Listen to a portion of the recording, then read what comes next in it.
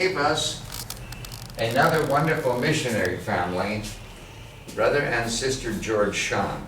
Brother and Sister George Sham came to India. They came to work with the Apostolic Church of Pentecost of Canada. They're Canadians, but later they joined with the United Pentecostal Church.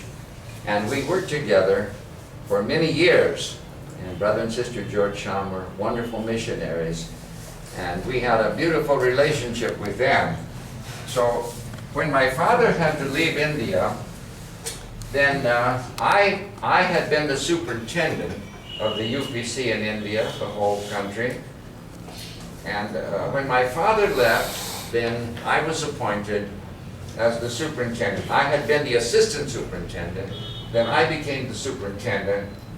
And then in 1969, we separated from this unit, Northeast India, and we made this whole area of Northeast India on this side of Bangladesh, we made that all a separate unit, we called it, and that was called the UPC of Northeast India. And when we did that, then Brother George Sham was appointed as the superintendent for the main peninsula of India, and I was appointed as the superintendent for Northeast India. So that was 1969. I just found that date in that paper, that recent paper. That was 1969. And that was a very wise move. Since that time, the Northeast India Church continued to grow, and it seemed to be a very good thing to do. Now, if you stop to realize, as you students know so well, that every state of India, Kerala, Tamil Nadu, Andhra, Karnataka, Maharashtra, Orissa, all of these states have different languages. Not only is the language different, the food sometimes is different, the style of clothing is different. India is a unique nation. It is just like many small nations all put together in one country. That's why many times India is referred to as a subcontinent, because it's more than just one nation. It is many small kingdoms all put together in one nation with many languages, many cultures. To try to rule all of India is difficult for the government of India.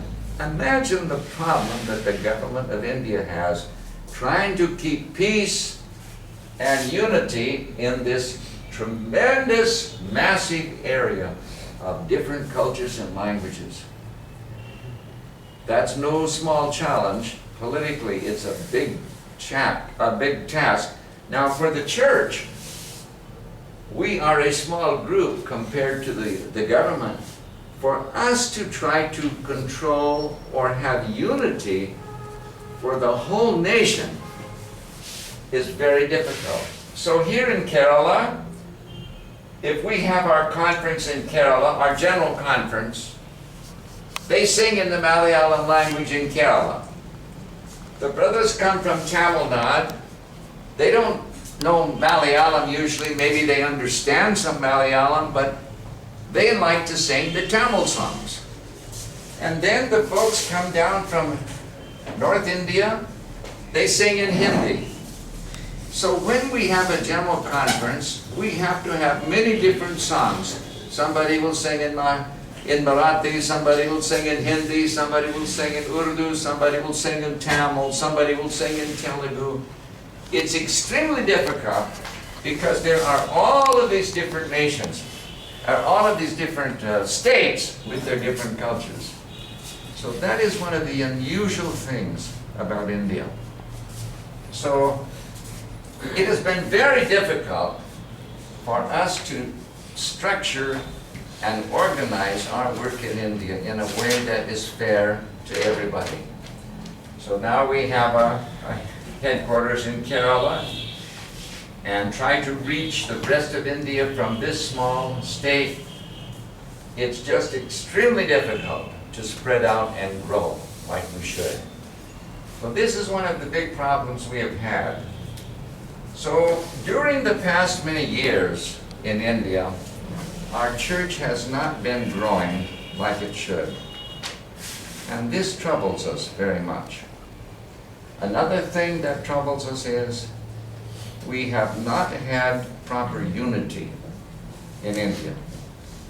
First of all, we have had a problem here in this one part of Northeast India called Mizoram.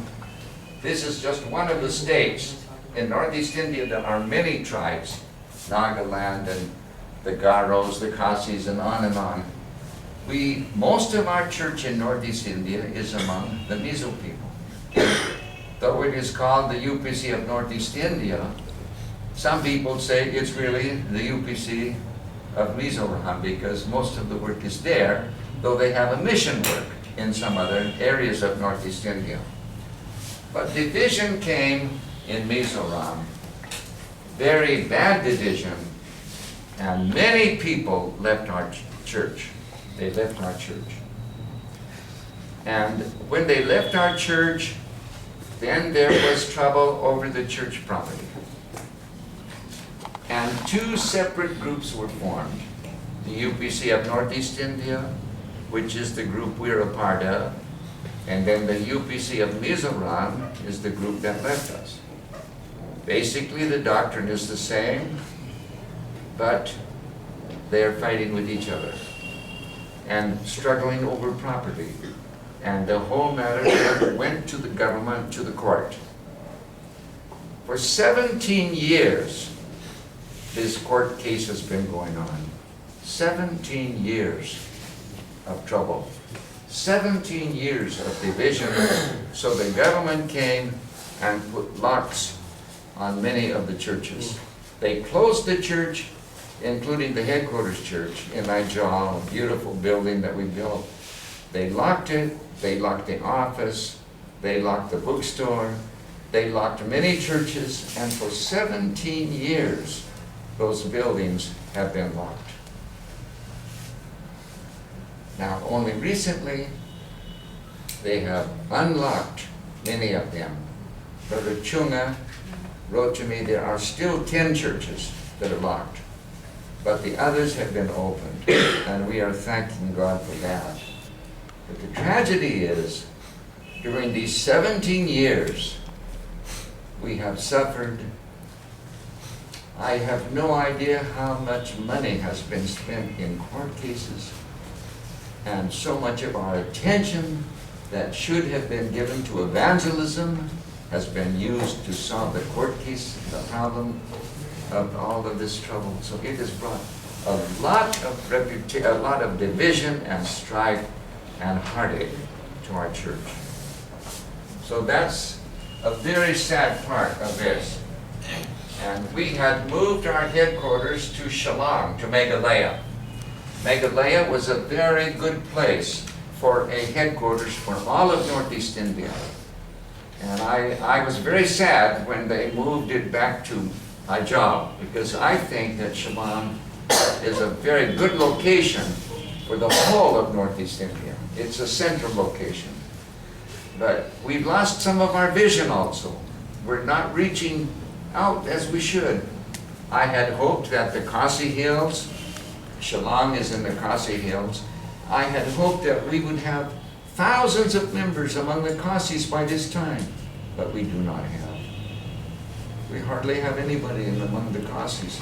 The Khasi tribe is a strong Christian tribe, and that's where the great revival first began, as news came from the Welsh revival. But unfortunately, we don't have hardly any work among the Khasis. So our vision has not been what it should be, and we're not reaching out like we should. Now the same thing is true here. In the rest of India, during all of those years, we have not hardly grown. We have not grown much at all. If you check the reports, our membership now compared with what our membership used to be, it is not that much higher. We are not growing like we should. We have had so much frustration and division among us. So the time has come that we need to make a change. Something has got to change if we are going to grow. Now, when Brother Stan came and he started the Bible school here in Delhi, he had a tremendous burden for this North India area. And he has trained students, and students have gone from here to different cities like Agra, Jaipur, Varanasi. They've gone to many different cities, to Kanpur, and started churches. So the work is growing. But to try to keep all of this work under the leadership in Kerala, 1,500, 2,000 miles away, it's extremely difficult. It just does not work. So what we would like to see is a new unit formed for North India. In the same way that we had a new unit formed for Northeast India, we need this area in a separate unit. This area should not be under the leadership here. It's totally different. It's like a totally different country. We need to have our own separate unit here where we can have our own leadership and give our full attention to this area. So they're going to have a very important meeting this week. Brother Stan will be leaving tomorrow afternoon for this very important meeting in Hyderabad. What is it called? A summit? And what are the dates for that summit? 18th and 19th. 18th and 19th.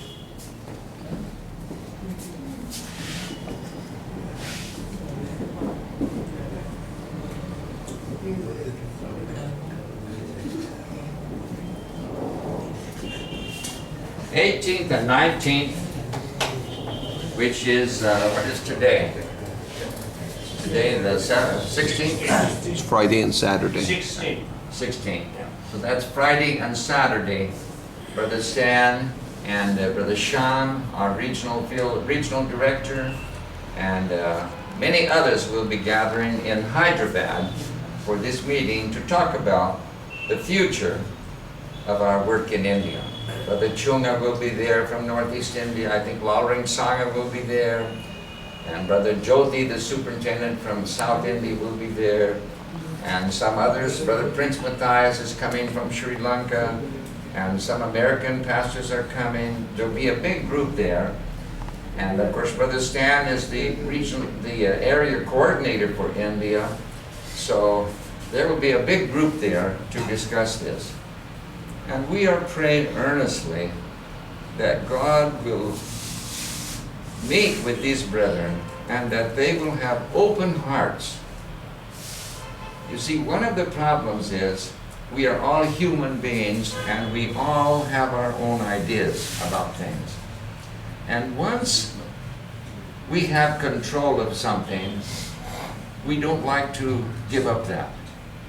In other words, the people here who are here in the South and have the leadership for all of this area, they may say, we don't want a new unit here because we will lose the control of that area. We want that control in our hands. And if we have that kind of a spirit, we cannot grow. We have got to be willing to give up in order to grow. Now, we formed in America recently. We have a big state of Texas. Texas is a very big state. And so the Texas brethren decided that we need to separate Texas into 2 districts. So we did that. The same with California. California is a very long state. So we separated California into 2 districts. Every time we do that, the work grows. Every time. The area where my father was the superintendent in America, which was 5 states, my father was the superintendent of an area which was 5 states then, and now it's 5 districts. And it has continued to grow. So if we separate this unit and make it a separate unit with its own leadership, it is sure to grow. It will grow. But for us to be willing to do that, sometimes is difficult. So that's why we need to pray earnestly that the delegates who go to this meeting in Hyderabad will go with open hearts. You understand what I'm saying? Have an open heart. Don't claim this is mine and I'm not giving up anything. I'm going to hold on to that. I don't want to lose that. That is my territory. If we think like that, what can God do for us? We have got to have open hearts and say, what is best for the work of the Lord? And I pray that somehow the Holy Spirit will help the brethren who go to Hyderabad to have open hearts so that the will of God can be done. Whatever that is, we should not go determined that it's got to be this way, but let's go with an open heart and say, Lord, whatever is best for the work. And we need to be patient. Sometimes we want things to happen right away, and if it doesn't happen right away, then we become impatient. Sometimes we have to just be a little patient, kind, don't get upset. If it doesn't happen now, hope that it happens later. We just have to pray that somehow God will help us to be submissive to His will.